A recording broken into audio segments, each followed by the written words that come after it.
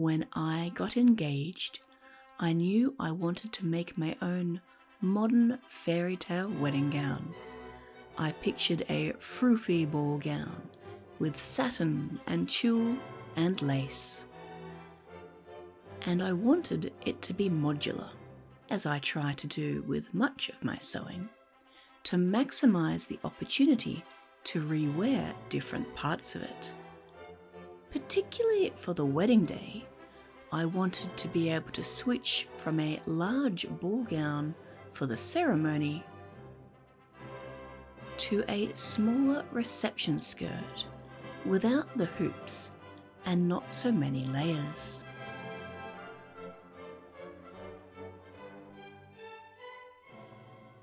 For the last year, I have been slowly gathering materials, keeping my eyes peeled for bargains.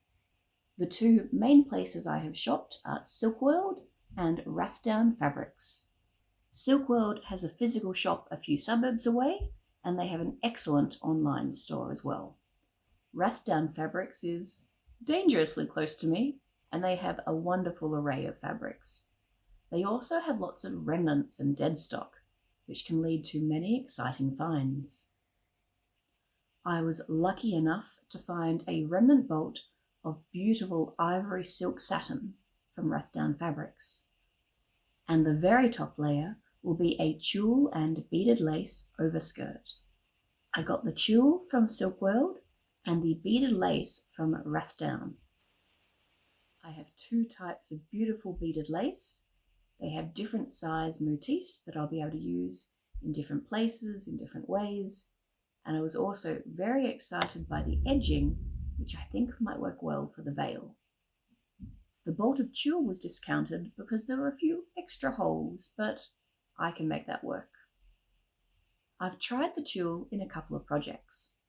The first was adding a bit of a petticoat to a dress. It didn't really do much, and I don't think this is what this sort of tulle is for, which is fine. Then I tried it as an outer drapey layer in another outfit, and that's where it started to work its magic. In previous videos, I have shown how I made my wedding corset, hoop skirt, and 2 petticoats, so the shape was nicely established and I was ready to start on the silk skirt. I got Madame all set up with my corset toile, so her measurements matched mine. Then I put the hoop, ruffled petticoat, and smooth petticoat on to Madame. Ready to go. It was time to tear off the fabric for my silk skirt. And what beautiful fabric it was. To achieve my desired 5-metre skirt circumference, I decided on 5 panels. 2 long back pieces, 2 side pieces, and a narrow front piece.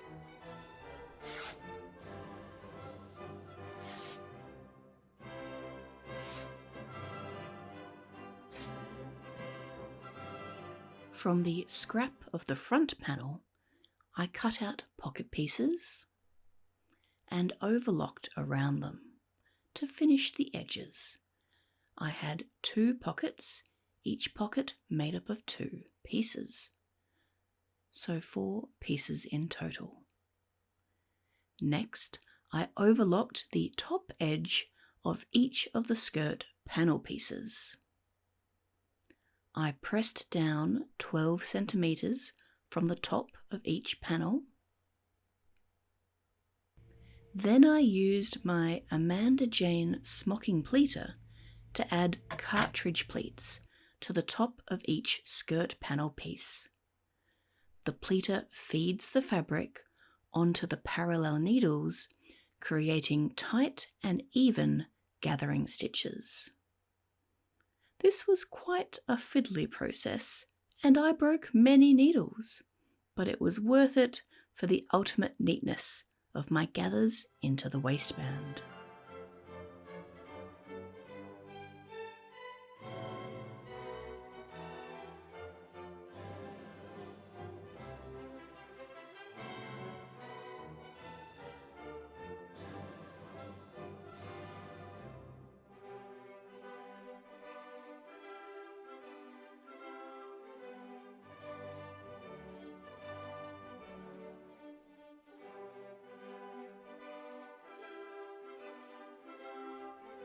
When all 5 skirt panels were done, they looked like this.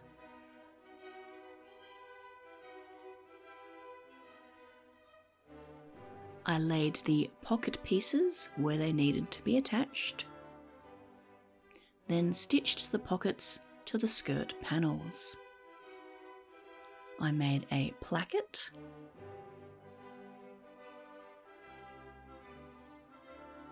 and attached it to a back panel at the centre back seam.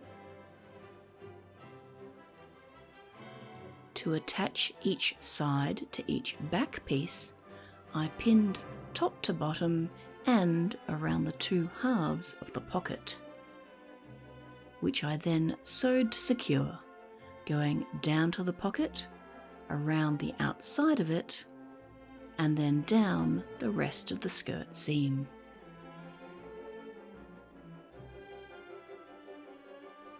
Then I joined the sides of the skirt to the front. The last seam in the silk skirt was one for which I needed to leave the top part open. I stitched off camera, then pressed this centre back seam open with the placket covering the top of the opening. Then I top stitched around the opening and placket. With that, the skirt panels were all together, ready for the waistband.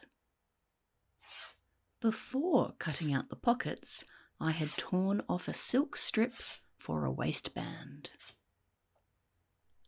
I also tore off 2 waistband strips from cotton. And finally, I cut a strip of bondaweb to fuse the silk to one of the cotton pieces.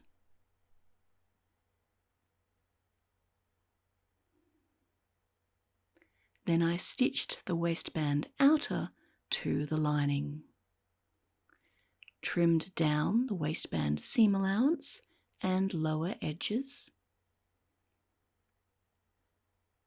Then I pressed under the free edges and folded in the ends.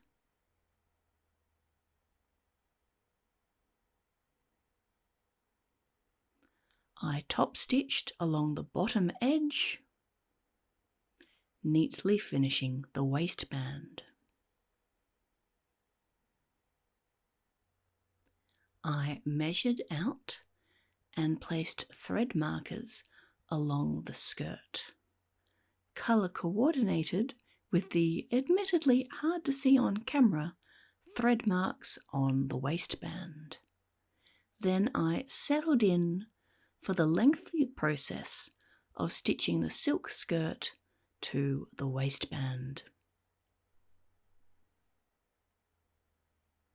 I stitched through each little pleat, going around and around.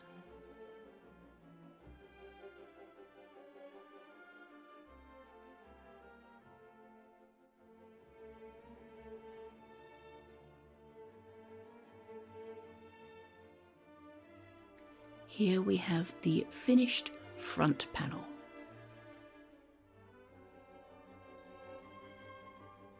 Over the next 2 days, I slowly worked all the way around the skirt until the final section was all attached.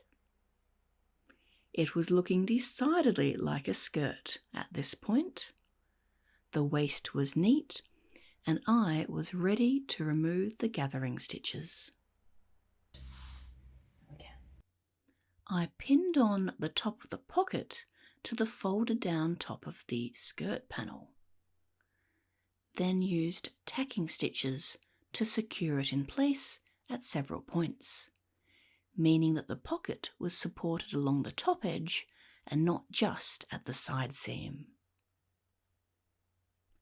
I stitched on a thread loop and attached a hook.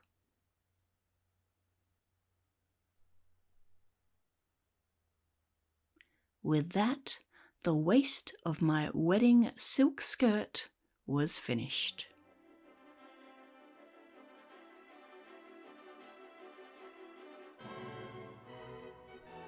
Next, I turned my attention to the hem. At the front, I pinned along the floor line with red pins to have that clearly marked. At the back, I used a measuring tape to plan out where I wanted the train to go and marked that with white pins. Yes, it is pleasingly quite light at this stage. I know the beaded lace is going to add weight. And the silk skirt is not the lightest. But at this level, it is quite light and fluffy.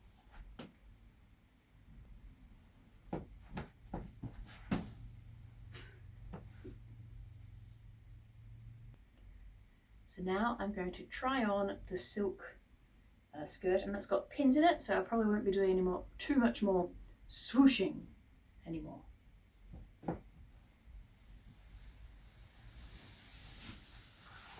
Oh.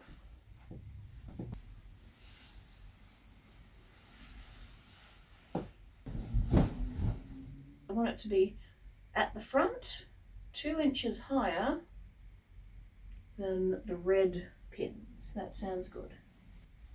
I guess, oh, interestingly, the white pins are pretty much following where it's kind of set itself.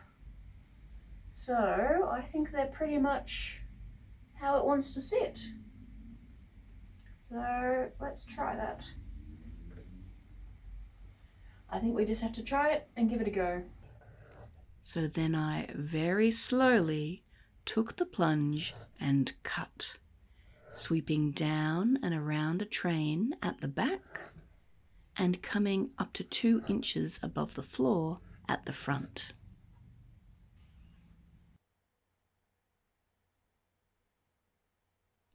Then I finished the edge with a rolled hem.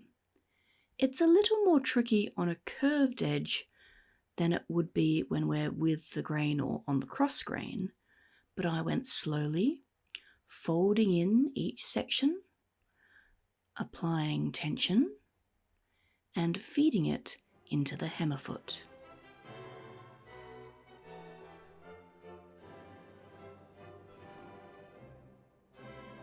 And with that, the hem and indeed the silk skirt was complete.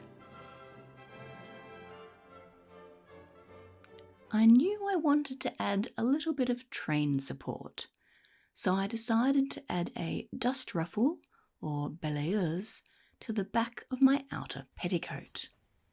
I pinned a ribbon down to mark the edge of the silk skirt, then got it out of the way. I measured how much of a supportive ruffle I wanted to add, then pinned on some cotton to experiment.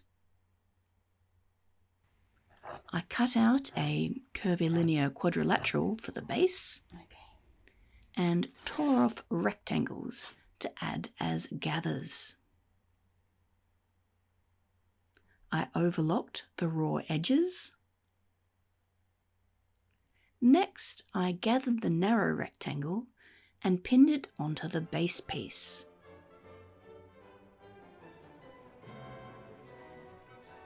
Then stitched to secure. Then I gathered the top, the curved edge of the train support, and the deeper rectangle, which I then pinned on.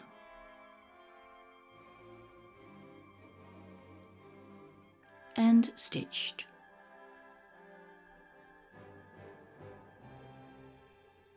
I laid out the train support and pinned it to my outer petticoat.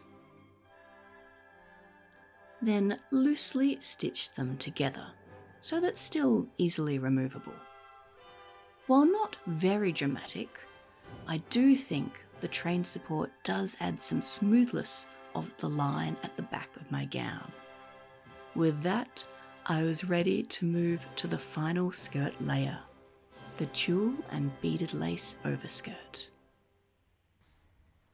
This This final layer was far less technical to sew than the silk skirt, as the tulle was essentially a 3-layered circle skirt where I have a circle cut out for the waist and then a back slit cut in for access, and after that the lace is draped on top. To begin with, I draped the first layer of tulle onto Madam. After adding the next 2 layers of tulle, I was happy that, yes, it gave the ethereal quality I was hoping for.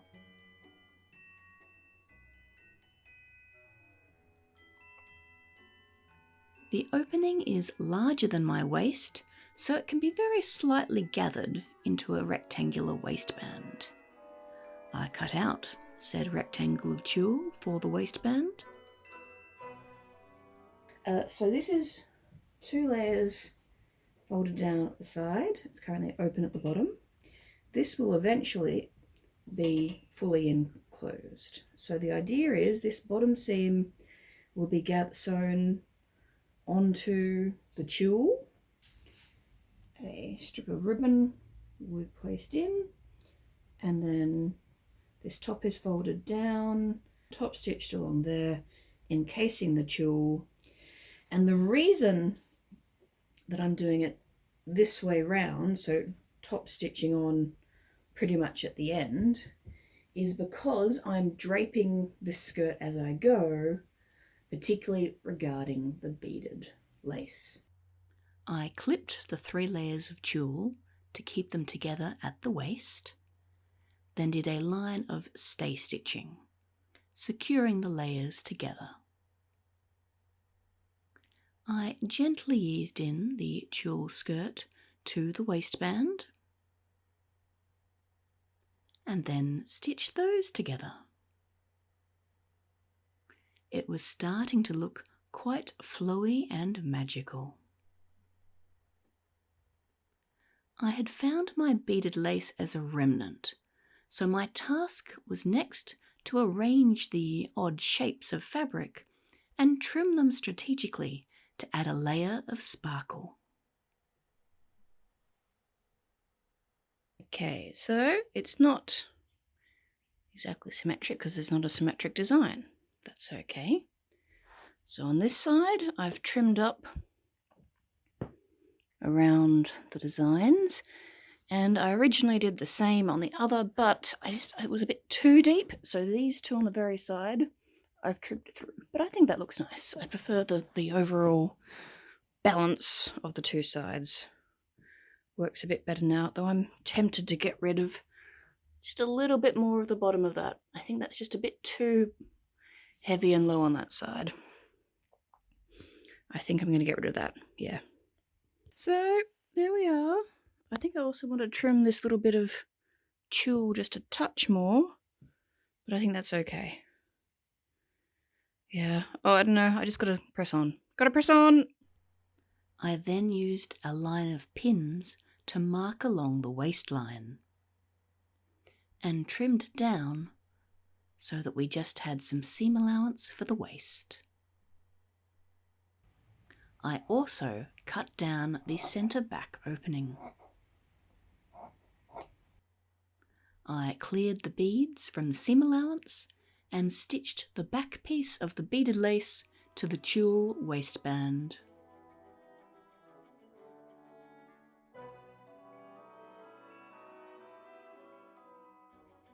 The back was now shiny and shimmery.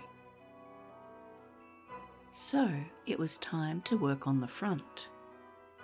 Once again, thinking about the placement of the remnant of beaded lace and trimming it down to try to find the right balance. As before, I trimmed down the waistline.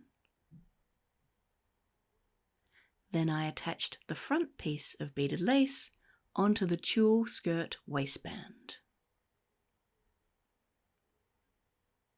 And the front was on. I found it a little odd only having pieces of lace rather than a full skirt, but I was making use of what I had, and overall I was happy. Then I did another line of stitching, securing all the layers of the seam allowance to the waistband. I folded down the waistband and stitched it down to secure, creating a channel for the ribbon, which I then stitched onto the waistband at the sides and front to ensure it stayed smooth. Now I've got the tulle dress on Madam with the beaded lace portion draped up over the top of her. And the two last things to do are pocket slits and hem it. At the back, I cut the tulle to be a little longer than the silk skirt. And I cut the front tulle to be just grazing the floor.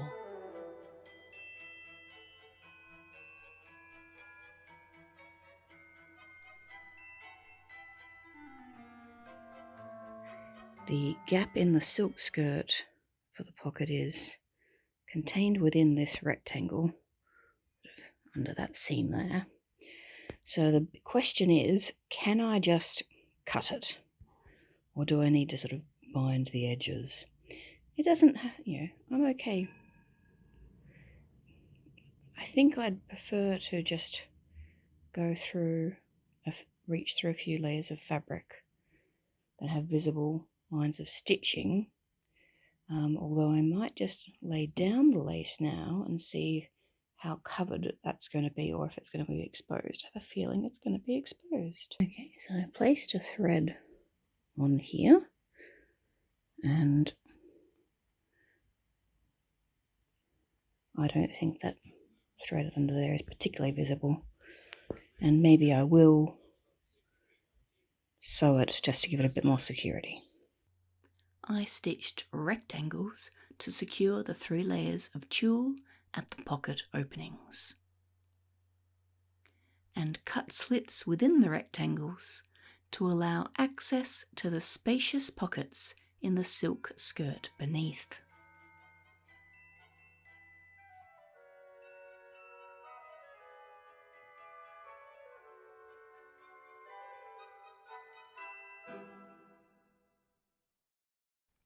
With that, my wedding skirts were complete and ready for the big day. The beautifully fluid silk skirt, swooshing over the shape built from the hoop, petticoats and train support. Then the tulle and beaded lace overskirt added dreaminess and sparkle.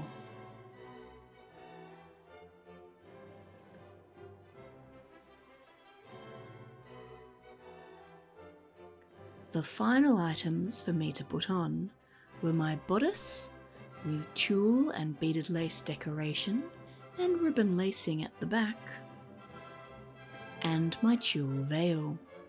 I will show the making of these in my next video. Once dressed, my ceremony gown was complete and I was ready to be wed.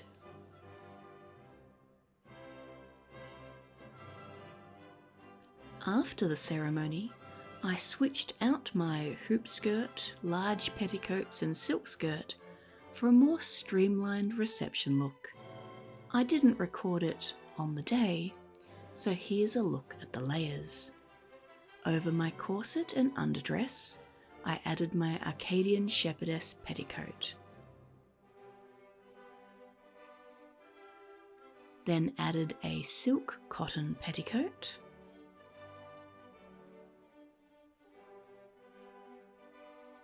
And finally on top were the wedding tulle and beaded lace overskirt and bodice.